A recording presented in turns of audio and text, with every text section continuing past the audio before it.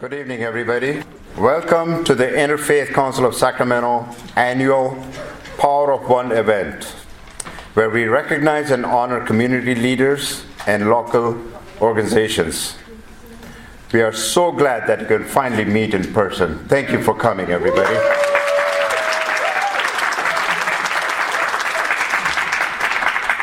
My name is Akram Kellie, and I'm the board member of the Interfaith Council of Sacramento. So first, I'd like to introduce our President of the United States, not United States, sorry. Wrong event.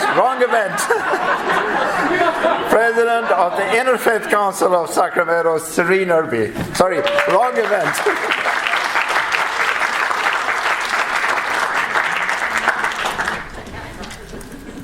That was intentional, by the way. I just got a huge promotion. Before I say my prepared speech, I would like everyone to stand for a moment of reflection and respect.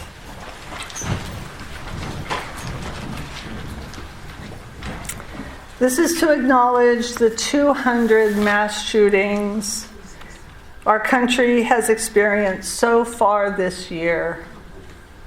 And specifically, I want to acknowledge the victims of the Buffalo grocery store shooting. They were innocent victims who were just going to their local grocery store to buy food for their family. And someone with hate in his heart and racist thoughts in his mind decided to change that day for everyone. So we mourn the tragic loss of life and injuries, and our deepest sympathies go out to the victims, their families, their friends, the entire Buffalo community, and the United States as a whole. So please join me in a moment of silence.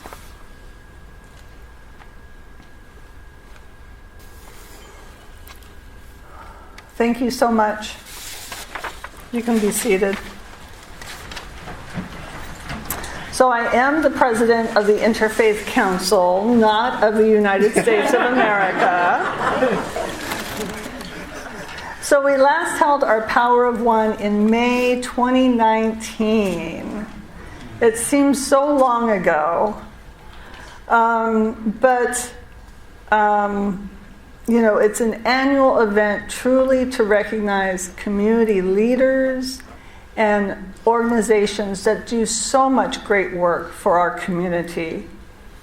I think we can all agree that COVID has taught us a lot. When everything shut down in March of 2020, houses of worship had to shut their doors, learn how to Zoom, and how to live stream on Facebook and YouTube, truly bringing religion into the 21st century. Meanwhile, the nonprofits and community service organizations were drastically affected. Many had to shut their doors totally, creating true hardship for those they served. For others, the true boots on the ground, out in the streets every day, they soldiered on as best they could under public health requirements, social distancing guidelines, sometimes going virtual, and definitely doing smaller outreach. Individually, we've suffered untold losses with fears due to COVID. The isolation that we felt in sheltering in place, the illnesses, and of course, the losses. Many have lost multiple family members to COVID, and our hearts truly break for them. But I wonder what we have learned during these last 2 years. Hopefully, we have learned that the Creator is ever present in our lives to love, inspire, nurture, and sustain us, especially in times of troubles. that our prayers and devotions can be said at any time and anywhere.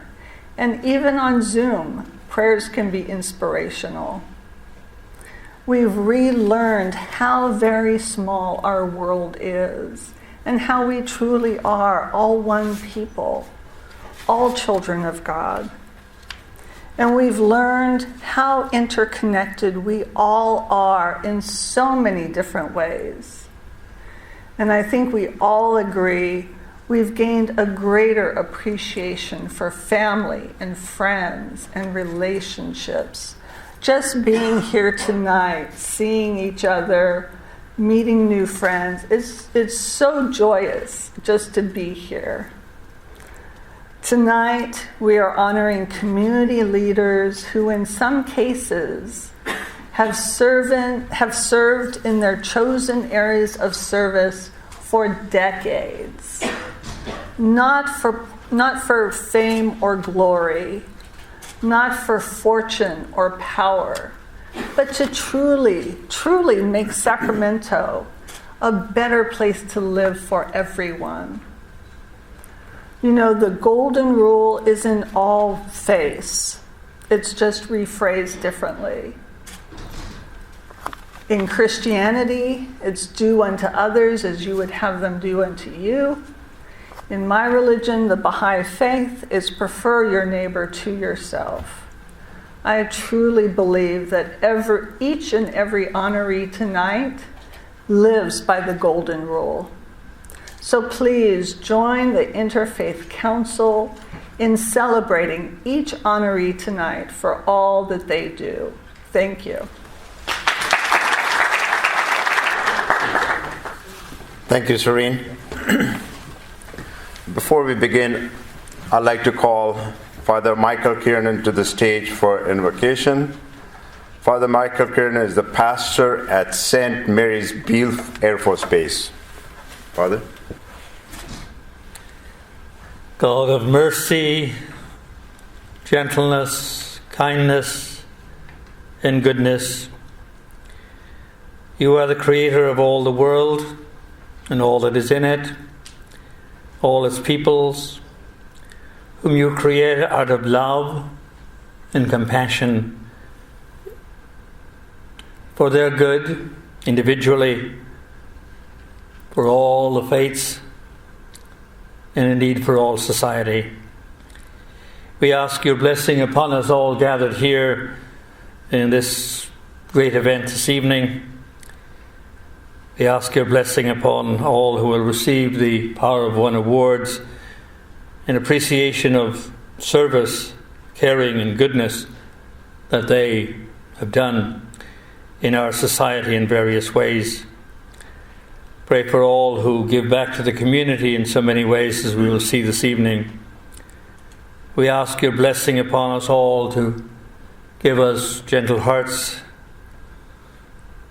humble spirit of service, an awareness of the beauty and goodness that are in all people, as Serene said a moment ago, and just help us to make the world a better place, to heal the great challenges and difficulties that we face, to give us an awareness of your love in our lives, and to help us to become more part of the divine day by day, so that we may grow closer to you, O Creator of all that is beautiful and good, and also our brothers and sisters in the human family, so that all may be one in the greatness of God. Amen. Thank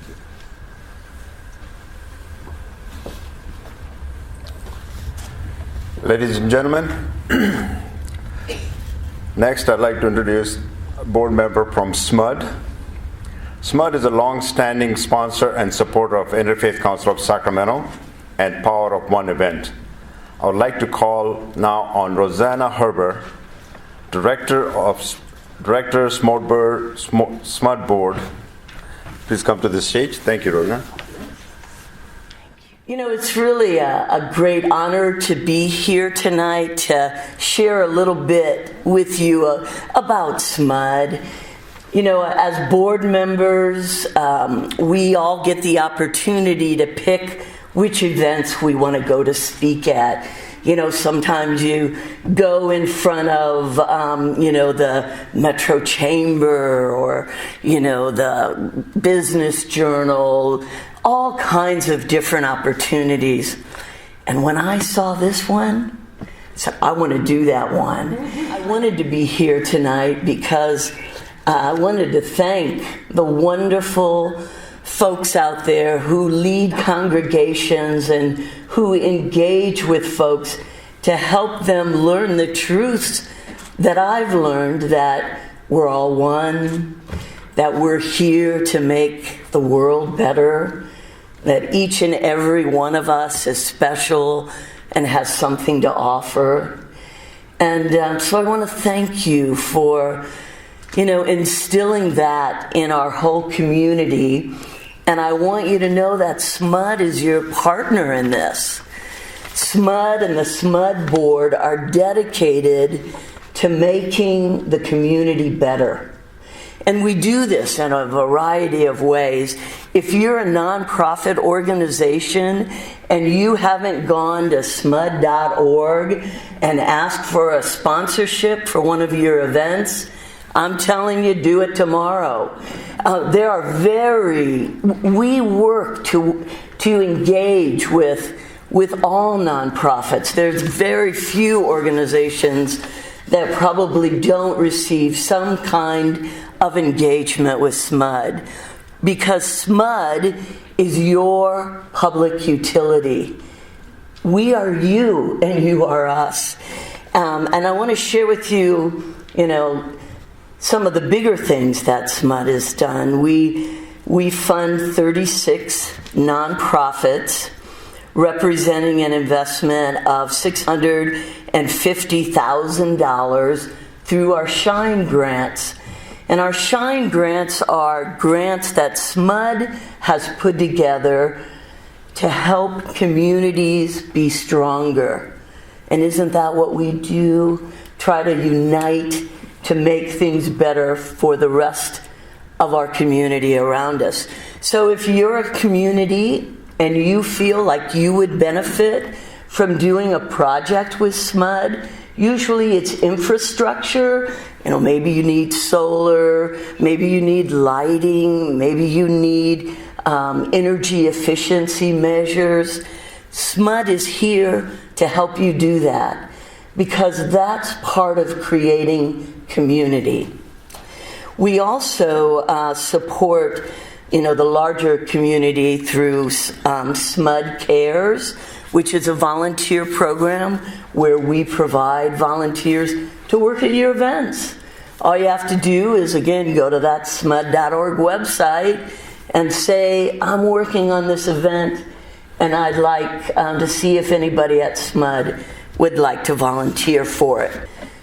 SMUD is your partner, and SMUD is so proud of the work that you're doing to make our community stronger. And all the people who are going to be honored here tonight are tremendous people, are folks who've really made a difference. And I know some of them, which is kind of cool. So with that, I'll say, remember that SMUD is your community partner.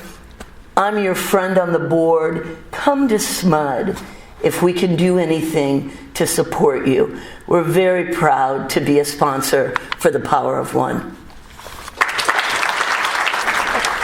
Thank you, Rosanna.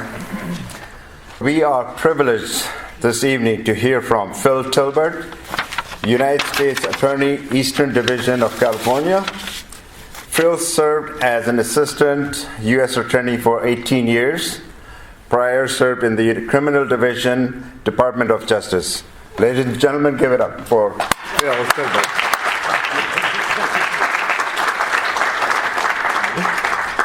Thank you, Akram. I really appreciate that warm welcome, and thank you all. I'm really honored to be here today. Thank you to the Interfaith Council and to Carol Lowe in particular for all the work she put together in making tonight a reality. It's a particular honor for me tonight to participate in tonight's program because I understand one of the honorees is Jon Fish, who's a past president of the Interfaith Council. When I started going to community outreach events, Jon was often a speaker or an MC or a host, as Akram often is too. And so to honor him, I think, is just a great decision by this group. He's always struck me as, if you think of someone who would represent peace in a human form, I think of that with Jon.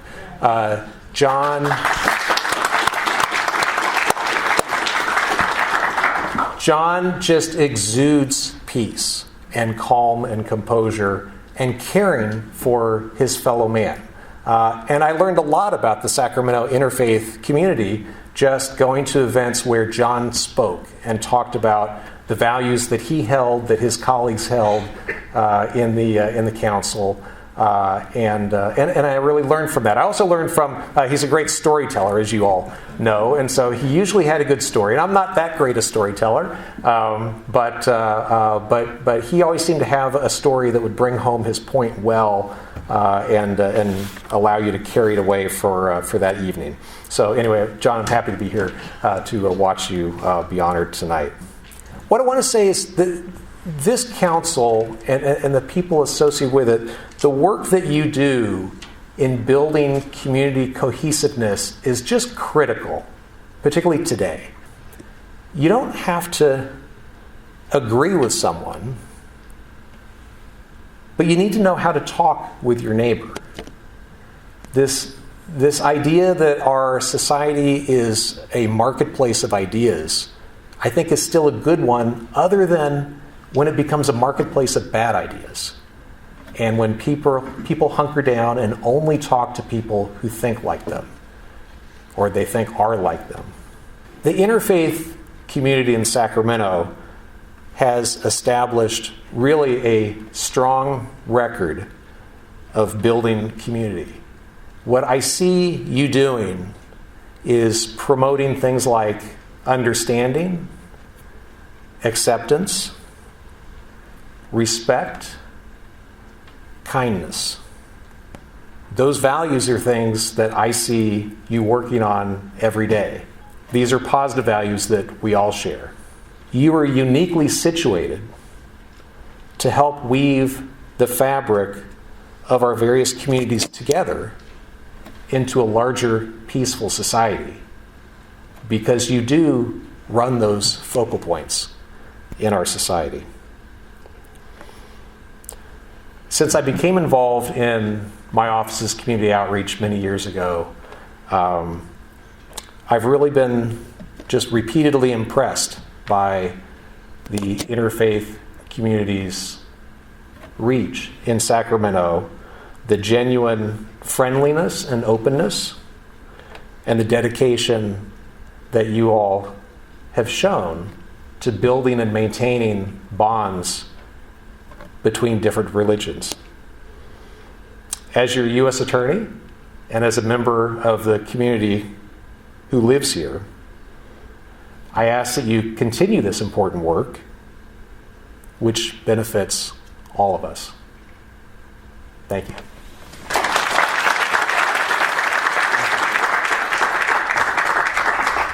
Thank you so much.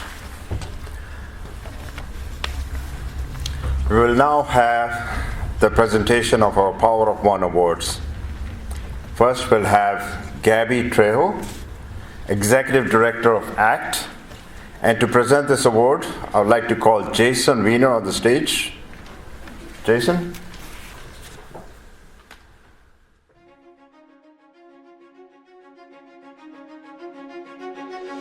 My family immigrated from Mexico, so I arrived to this country when I was 10 years old, and my family has grown. I have 2 beautiful children. They're twin boys that are toddlers. I was raised Catholic and have found a deeper connection to my faith and my identity as a Catholic woman when I started faith-based community organizing with Sacramento ACT. Sacramento ACT stands for Area Congregations Together, and we have been here in Sacramento for 31 years, serving the community and building what we call the beloved community. And the way we do that is by advocating for systems change, justice, and really teaching ordinary people how to self-organize and use collective power to create change.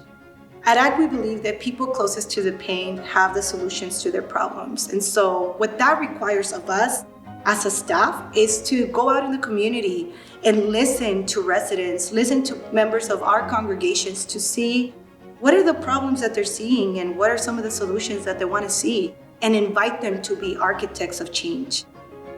One story that comes to mind is the story of Gloria. Gloria is a leader from Our Lady of Guadalupe who is undocumented, and when I met her 9 years ago, she told me, "Gabby, I don't want to speak in public. Just tell me when I have to hand out flyers," right? And my vision for her was bigger than she can imagine. Eventually, she became involved in our fight for driver's licenses for undocumented immigrants in California. And we won as a state, thank God. But then after we won, she was talking to me and she said, "Gabby, I applied for my driver's license. And I realized that I can fill in the bubble to become an organ donor," which I was happy to do. But I am wondering, how come I can be an organ donor, but I cannot get health care? And to me, that was such a heartbreaking and very real question.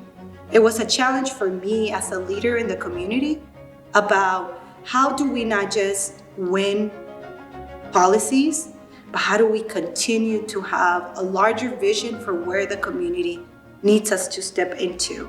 And I started working with Building Healthy Communities, a local partner. As a collective with the coalition, we were able to bring healthcare coverage for undocumented immigrants in our county. And we're very proud to say that that program continues to exist to date. It is people like Gloria that are really the engine of any movement of social justice and how we think about equity and how do we live into this aspiration to provide a healthier and thriving community in this region where people are both seen and people are invited into a table where their voice is both heard and taken action upon. You know, Pope John II, I believe, has a quote that said, "No one is too poor to give or too rich to receive." And I think that allows us to be able to see how we can help others in whatever way that is. And the ways that we contribute to a better world is by being able to use the God-given gifts and bring them to the table so that we are able to have a collective effort that addresses all the issues that we're seeing. So that's how I would like to see change in the world. Gabby, can you come up with this?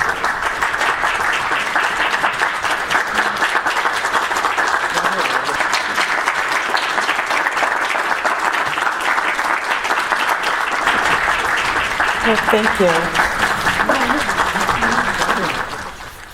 Our next awardee is Liz Igra, creator and president of CVHEN. And to present this award, I'd like to call Jody Cooperman to the stage, please.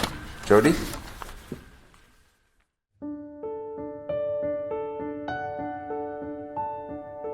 My family tree has been pruned. I am a child Holocaust survivor, and most of my family perished during the Holocaust. Only my mother and my uncle, her younger brother, survived the war from our immediate family. Now, I did make a family. I have 6 children, all happily married. I have 9 grandchildren who are the joy of my life. I survived by crossing the Carpathian Mountains in the middle of winter with my mother. And we had to hide under trees and during the day, and she kept me entertained. And when she entertained me, I made her repeat a story. Apparently, when I was very young, there was a Seder at our house. After the grown-ups left the table, there was a little bit of wine left in each glass. And apparently I drank that. And they literally found me under the table. I made my mother repeat that almost every day because I thought it was hilarious. So here is a story that binds me to my past, to my religion. I have been given a tradition, a culture. It's been handed down in a religious framework that I greatly appreciate, both an oral and a written tradition that I cherish. The essence of what's in my religion is also the essence of humanity. We have to try to make the world better. We will not necessarily achieve it, but we must try. I'm the founder of the Central Valley Holocaust Educators Network. This history opens window to every aspect of our lives. And I feel it is essential to know it. It is essential to try to understand it. And I feel it holds the answers to some of how we can achieve and appreciate what we have and what to avoid so that humanity can be free and just and understand our own biases, our own frailties.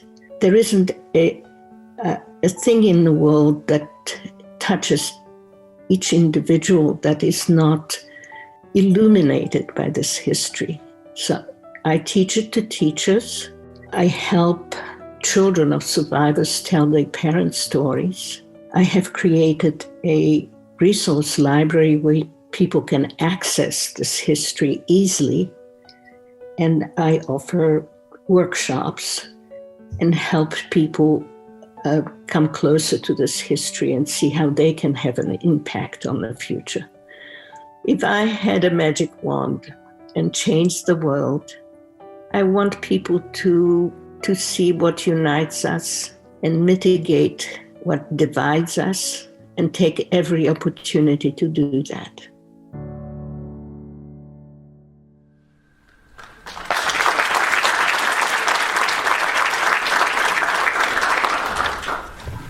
Good evening, everyone.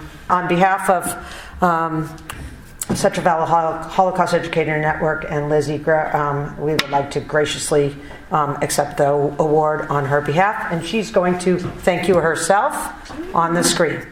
Thank you to the Interfaith Council of Greater Sacramento for recognizing my work with the Central Valley Holocaust Educators Network.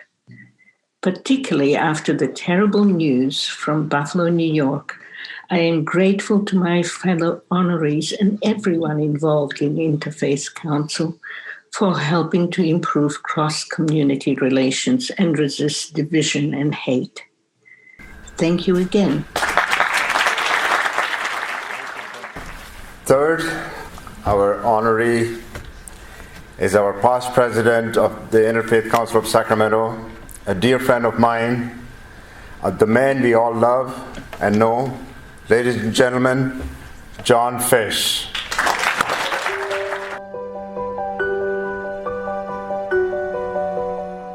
I married my high school sweetheart. We have 5 children.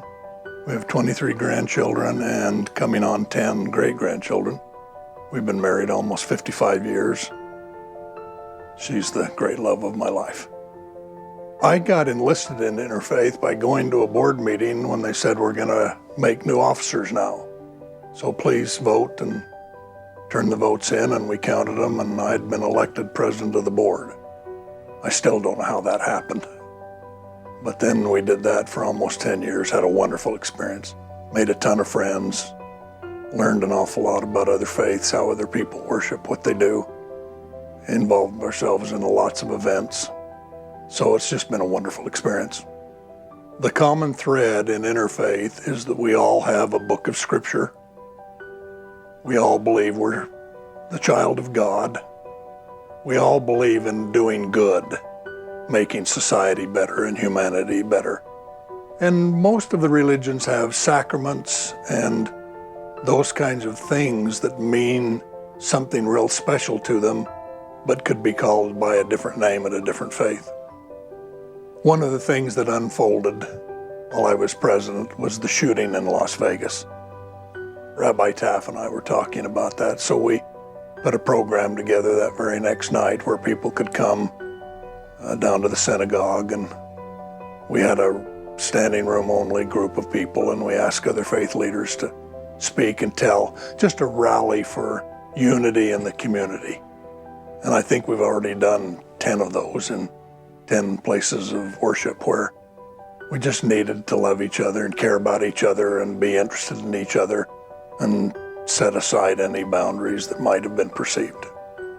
The interfaith overview and venue and people is extremely important in my opinion, because there is something always seeking us out. Right today, as we're filming this, we'd be talking about the war and the invasion in Ukraine and what can be done with refugees and with food closets and all those other sorts of things. Those kinds of things happen every day, every week, every month. They're just called by something different. And when the interfaith people can come together to help, it just magnifies that we are God-fearing people. If I could wave a magic wand on humanity, we would be kinder. We'd be quieter. We'd be gentler. All of the screaming and loudness and contention leads oftentimes to corruption. We don't need that. We just need kinder people. Everybody wants to be the emperor and nobody wants to be the servant. And I just think in the world we need lots of people who want to serve, who want to give of their time and their talents and their energies to uplift other people and to help other people. We all need to be helped. At some point in time, we all have need to be helped. And those that come to our aid are the kindly and the gentle and the sweet.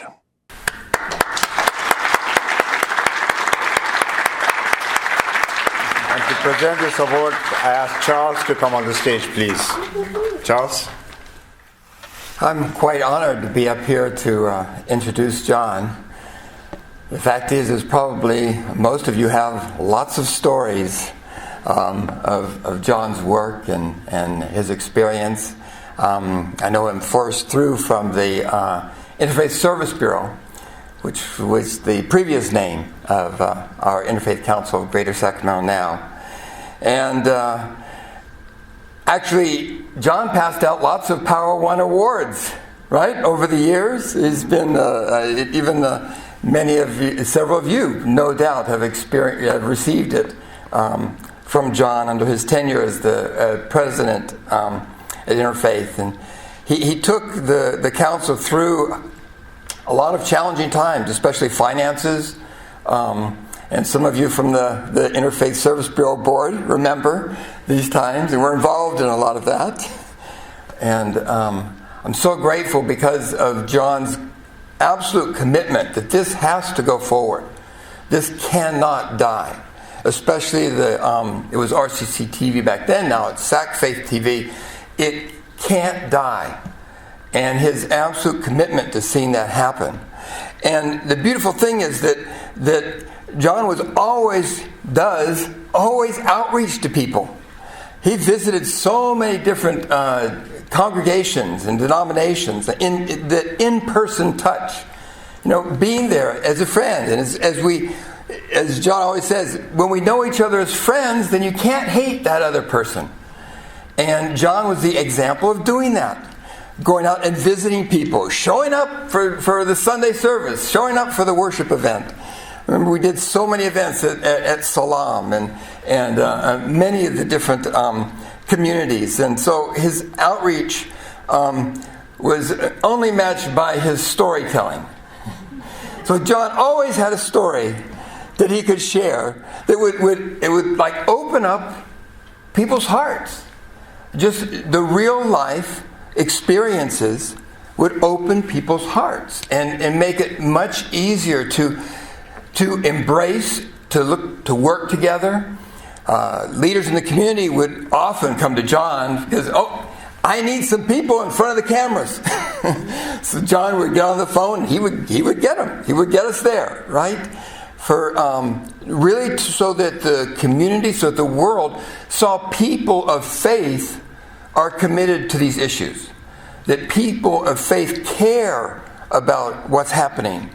And bringing us together, bringing the community together, that's the vision and mission of the Interfaith Council, is that as a community, of a diverse community of faiths, that we can come together united in supporting that we are committed to a good, healing community and society.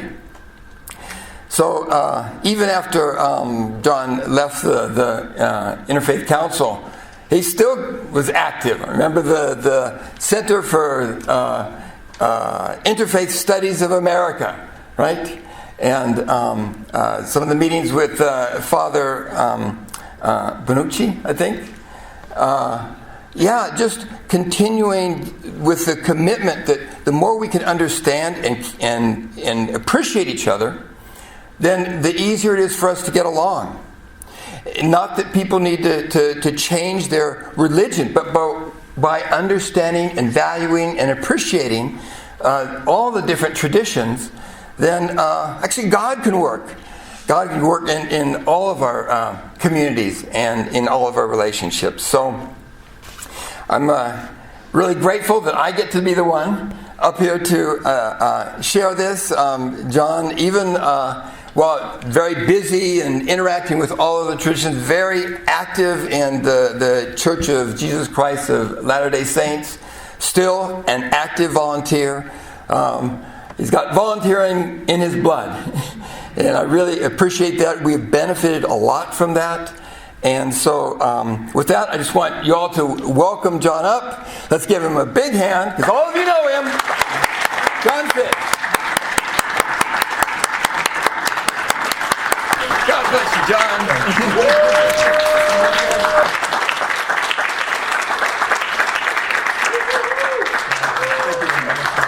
Yeah, please. Tell me you want the story. I've got three and they're short. One is that I'm really thankful to be here. Since I left the Interfaith Council, I've taught 3 grandchildren how to drive.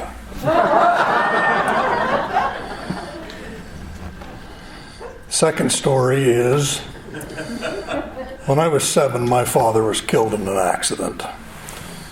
And I sat on the front porch with my 2 older brothers and thought to myself, if I live to be 75 years old, it's going to be a long time before I see Dad again.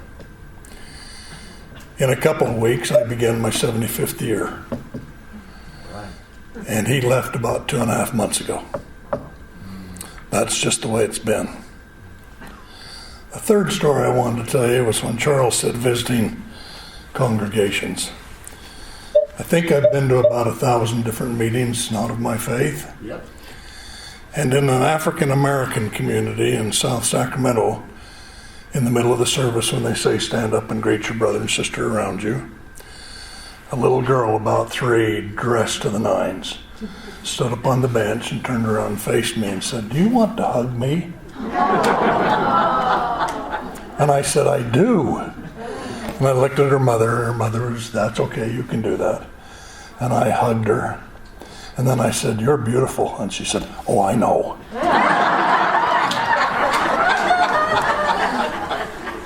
I can't tell you what the pastor said that day, but I'm not going to forget her into the depths of eternity. I wanted to say quickly, too, that it's wonderful to be in a room with kind people. We're in too many gatherings these days with anger and hate and angst and discord. It's nice to be with the kind people. I'm also really glad to be with friends. If you have a friend, you're a rich man. If you have a lot of friends, you're extremely wealthy. And I'm grateful for friendship and grateful for each of you. Lots and lots of good friends. And then last of all, I have to remind you, we all live in the same house. We came through different doors. So, Serene and Akram, Carol, so many others, thank you very, very much. I'm thrilled to be here.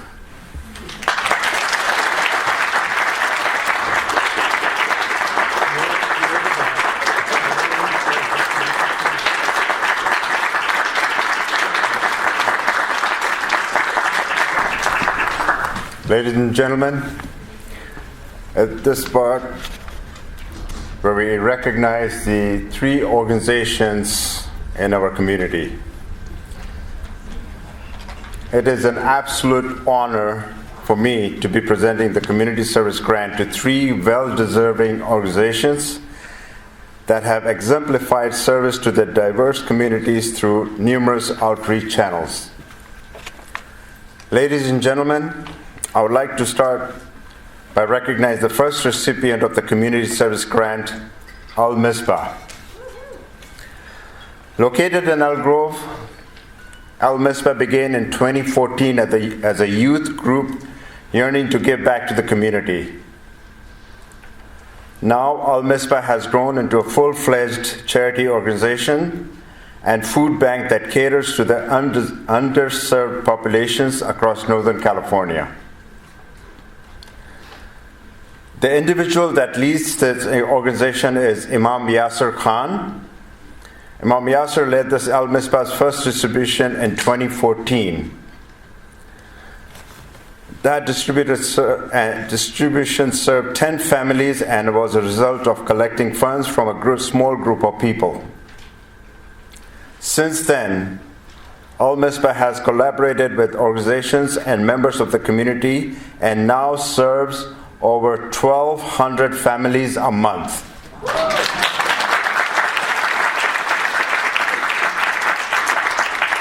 You may assume that as a food bank, they only serve food to those families. This could not be further than the truth. This incredible organization serves to fill every need imaginable. They provide families with cleaning supplies, hygienic supplies, rent assistance, and furniture. Now, if that wasn't enough, Al-Mizbah also works to assist refugees in their resettlement. They help families with eviction prevention and are able to provide mobility to families through donated vehicles. Al-Mizbah has become a valued and trusted ally in refugee assistance and resettlement through the Northern California regions, as over 90% of the 1,200 families they serve every month are refugees. Ladies and gentlemen, please join me in welcoming Imam Yasser and Helena Silmi and on the stage, please. Imam Yasser and Helena.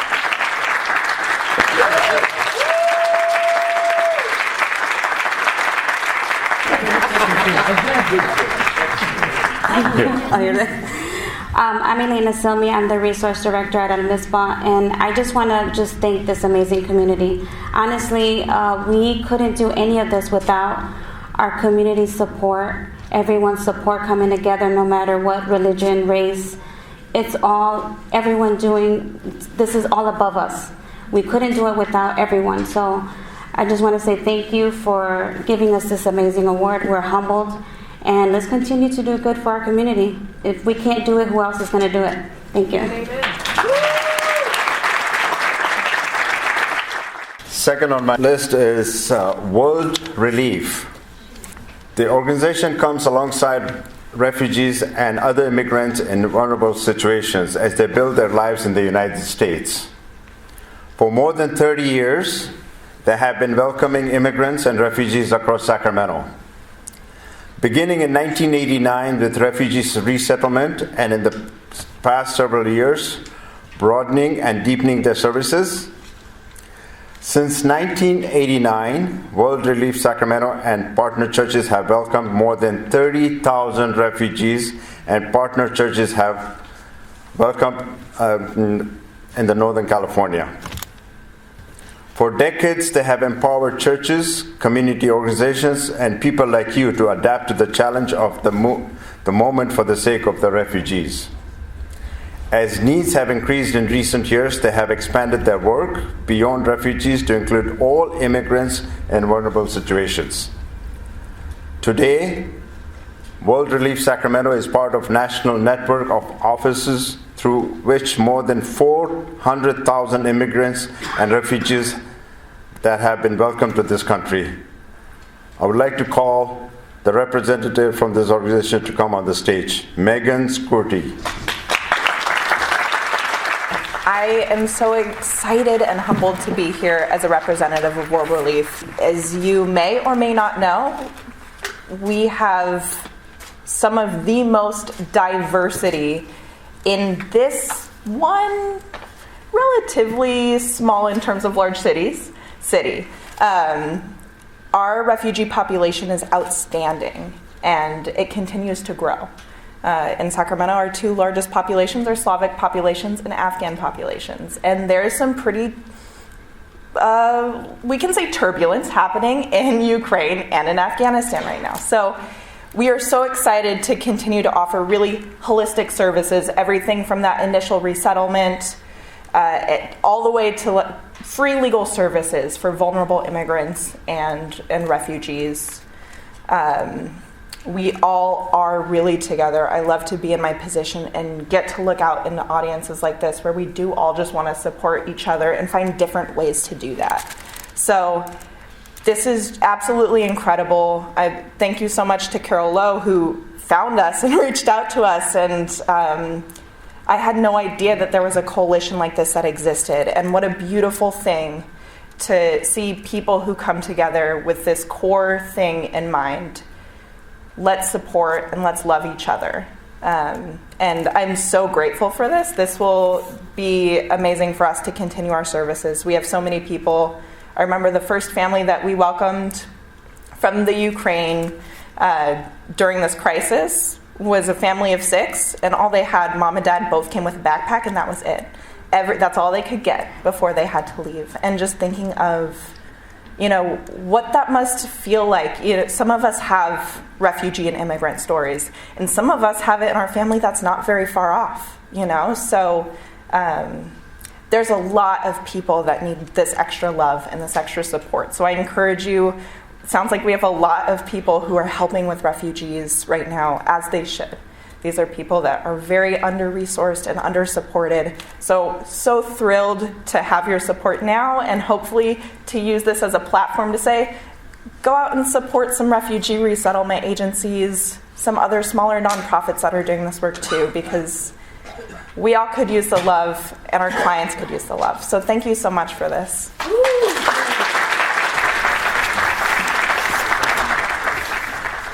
The third organization we want to recognize is called Kellie's Cookies. At Kellie's Cookies, their goal is to reach out to the youth in our local region, with emphasis on ages 18 to 24. They offer a mentorship program combined with employment opportunities and provide a job, training, and work experience in many areas. Their mission is to mentor, employ, and inspire foster and at-risk youth in the greater Placer and Sacramento regions, empowering them to achieve independence as well as financial and social prosperity. I'd like to call a representative from the Kellie's Cookies to come on the stage, please. Ken Lomax. Kellie promised me I wouldn't have to talk, but it's really tough for me to come to one of these and not talk. I want to just tell you a little bit about Kellie. She's always had a passion for cooking, for baking. In addition to her love for baking, Kellie has a huge heart for helping children, as you're going to hear about, especially those who come from broken homes or challenging circumstances. As a past mentor with Big Brothers and Big Sisters, Kellie witnessed firsthand the positive effects that mentoring a child can have on that child. Recently, Kellie opened her heart and her home to a young adult who had aged out of the foster care program. through this experience, Kellie gained a lot of insight into the struggles that youth face every day. Every day, kids are aging out of foster care. They hit 18, and you're done. You're on your own. After operating a bakery for over 19 years, she decided to continue her passion and create an organization to mentor, employ, and empower at-risk youth, including aged out in foster care. On behalf of Kellie's Cookies, I want to thank you.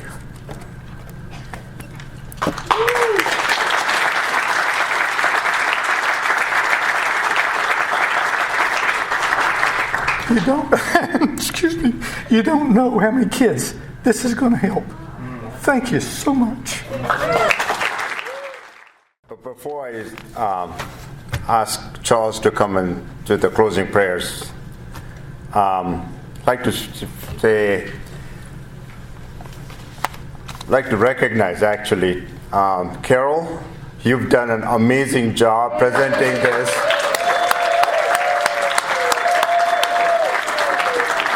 No, please stand up. She put in so much hard work organizing this event. Carol, we appreciate you, so thank you so much. And ladies and gentlemen, I also like to thank our behind-the-scene people who never seen or recognizes Owen and Ron, who's done an amazing job on video and audio-visual. Thank you, guys. And I'd like to thank the Interfaith Council board members for each and every one of you who've done so amazing job bringing faith communities together, building bridges among faith communities. So thank you, each and every one of you. Thank you. I'm going to interject here. I'm Sylvia Villalobos, along with TJ David, and we're the founders of International World Peace Rose Gardens, and we're providing the roses tonight. And many of you know that we created the World Peace Rose Garden at the state capitol, and it's probably the only state capitol in the world that is dedicated to world peace. Plus we have 9 others throughout the world: China, India, Mexico, all over. But anyway, so these roses are special. They're created for world peace. And these last 2 vases, I really would like to give one to Serene. Thank you. And we gave one to Carol.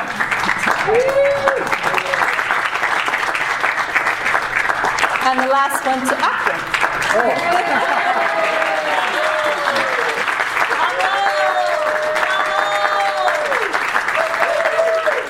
Thank you for coming and sharing this very special occasion. It's just a labor of love, and through working on this project, I made many more friends. I'm a SMUD friend. Phil's already my friend. John I adore. There's just so much joy in doing this work, and as I always tell everyone, we all came from the same place. And when we cut our finger, we all bleed red. So please be kind and loving to everyone and find out what they're about before you decide to make a judgment. Thank you for joining us tonight.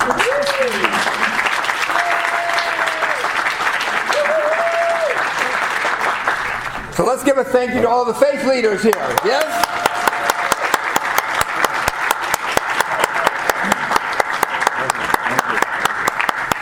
So we hope you've been blessed tonight. Have you been blessed? Yes! Do you have hope? Yes! It's a time of inspiration, right? Yes! There's so much bad news, but we've got some good news tonight. Yeah, we do! Yes! Okay, so please, everyone, if you join me in prayer. Actually, everyone please stand up. Let's let God know we're here. Yes! Yes.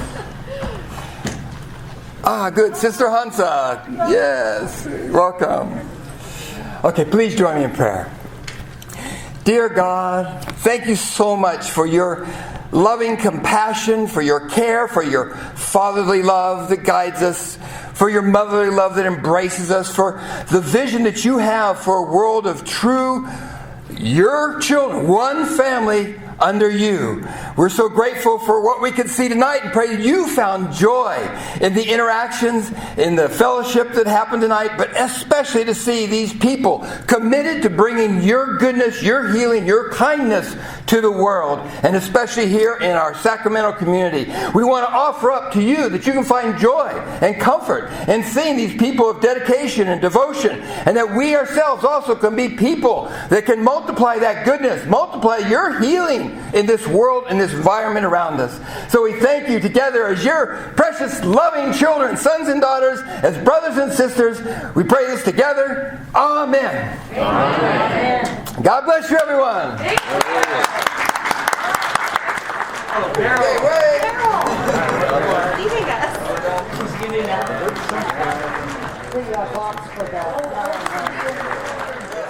Thank you, everyone.